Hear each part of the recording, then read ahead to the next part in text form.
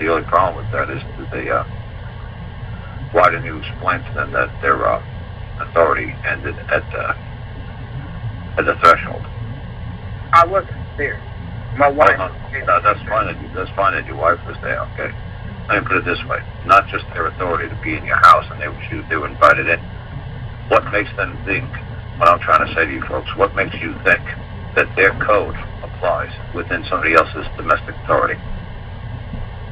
Okay, let me put it this way: when Hillary Clinton said we can't go into Syria because we can't interfere with their domestic authority or the domestic policy, it doesn't just pertain to a country. A domestic can be a country, like right out of this dictionary flat out says, domestic pertaining to a nation, considered as a family, or to one's own country, not foreign, as domestic troubles or domestic dissensions.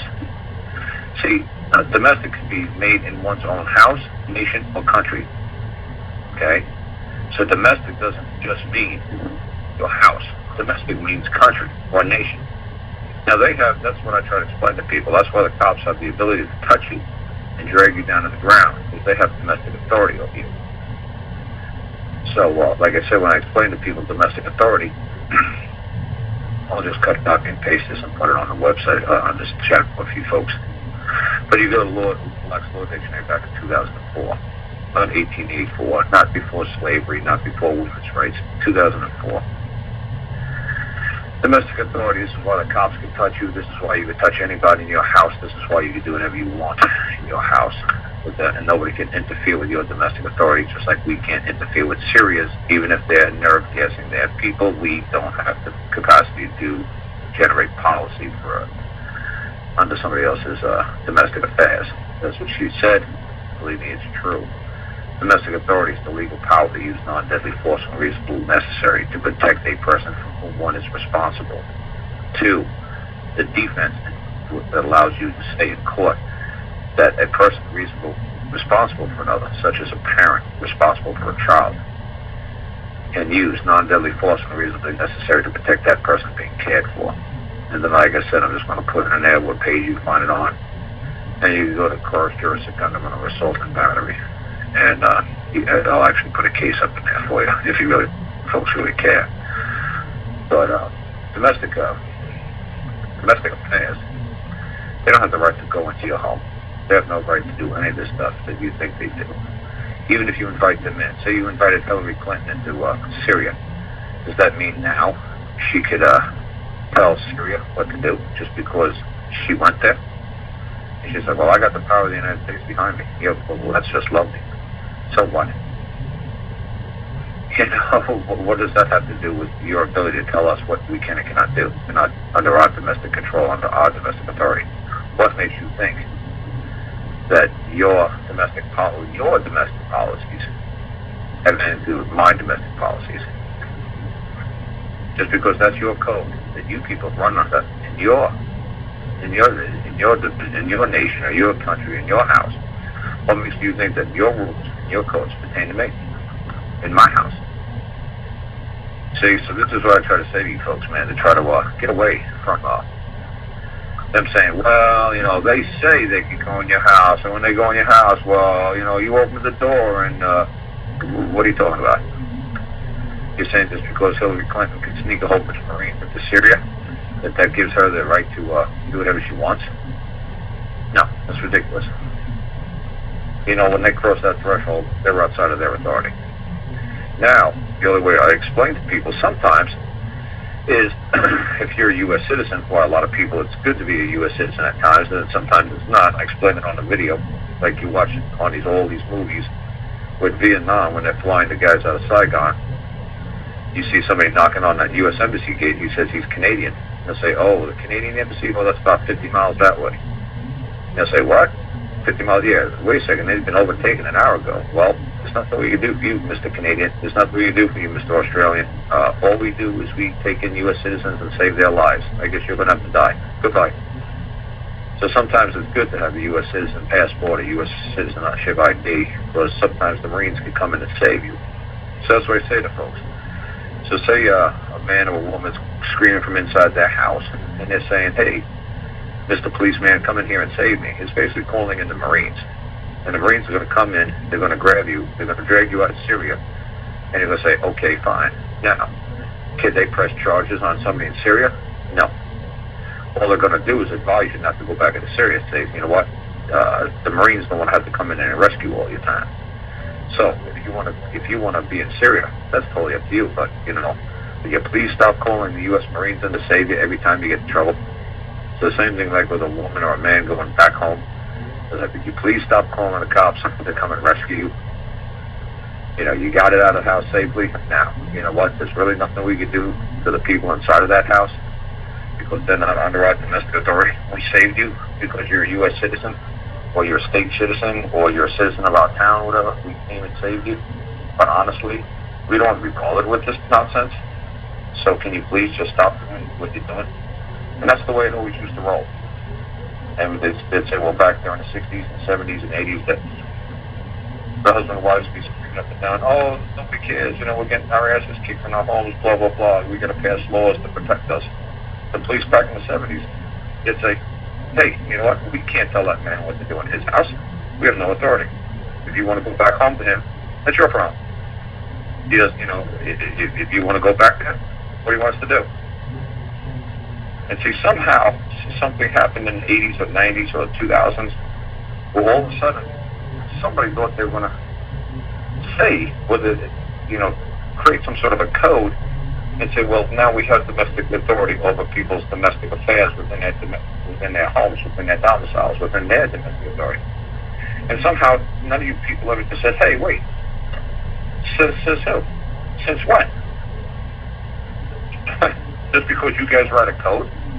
That doesn't have anything to do. Just because Hillary Clinton writes a code and says we have the right to go into Syria and do whatever we want, the Syrians are still going to say you're crazy. We don't care what code you write. You're outside of your domestic authority.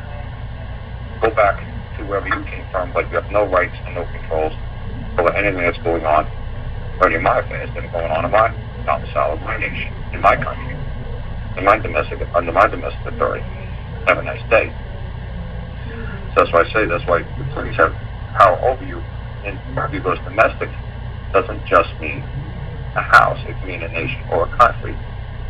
And these folks have been assigned to do the public venue. Once you step outside of your threshold of your home, you're in public venue. You're one of the public at large. And at large just means like being in a jungle. You're just running around doing whatever you want to do.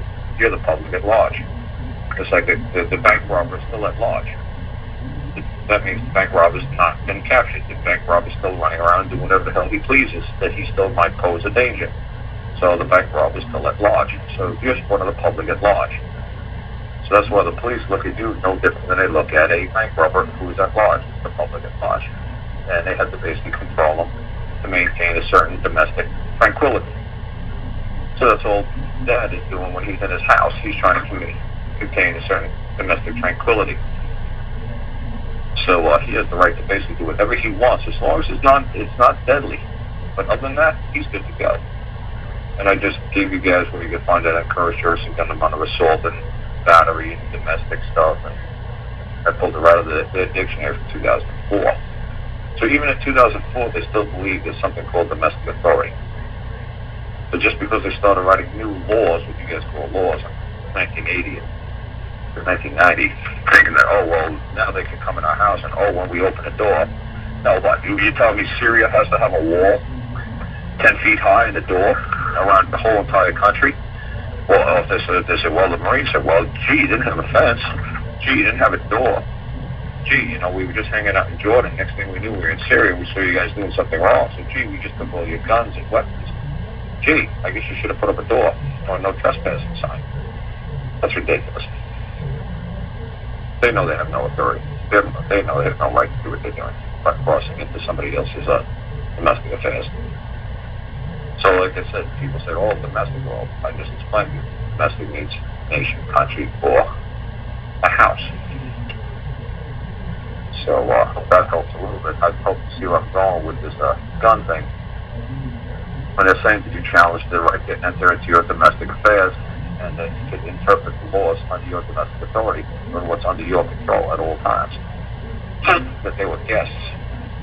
You know, they were guests at the home, and guests, if you, Dan was on the phone, he'd tell you what guest means. In Latin, it means hostile. Like a host brings you in. Right. Oh, yeah, there's Dan. Dan's on the call, huh? Yeah, I'm on, man.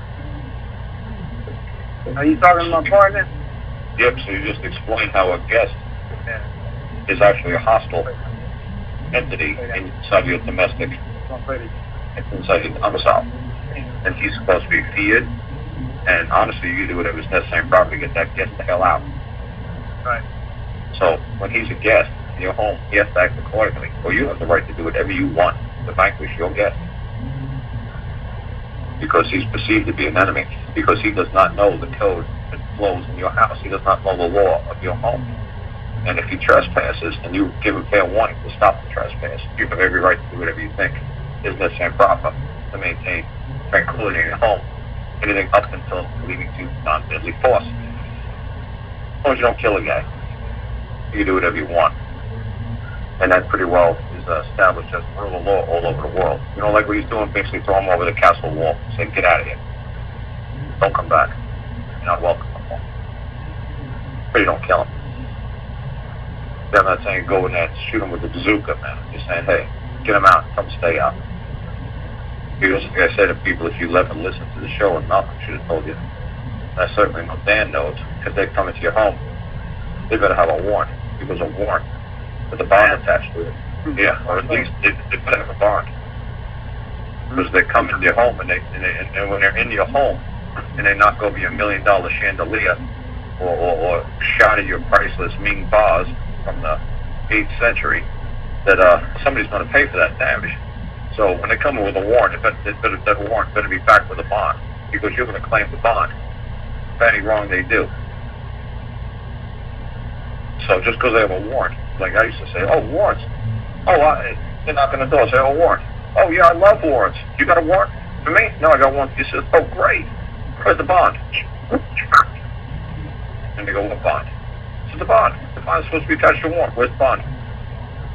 We don't have one. We'll walk back and go get one. Then bring back the warrant and give it to me. I'll be glad to accept the warrant and the bond. Then execute whatever the hell you want to execute. I don't care. But come back with that bond. They're like, well, I guess we'll go get it, I guess, if you want it. I said, of course I do. And then I pulled out a box of matches from my pocket, and I said to the sheriff, the deputy guy, here. And when you come back with the bond, burn that house down to the ground.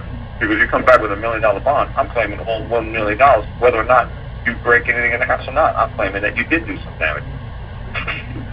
So you might as well have some fun and burn it down to the ground, because I'm claiming every damn all equity in that bond that you represent me. You ain't leaving the bond. I'm going to cash that bond in. So come back with $1 million bond. You're more welcome. Come on in. It's like renting out a dance hall for a reception, for a wedding. You got to put up a bond just in case you guys do some crazy damage to the dance hall. You got to put up a bond. We're not just going to let you crazy bastards come here and burn the place down to the ground. You want to burn it down to the ground? Give us a bond and burn it down to the ground. Then do your pyrotechnics, whatever you want during this wedding reception. I don't care. Burn it down to the ground. I got a bond. Do whatever you want.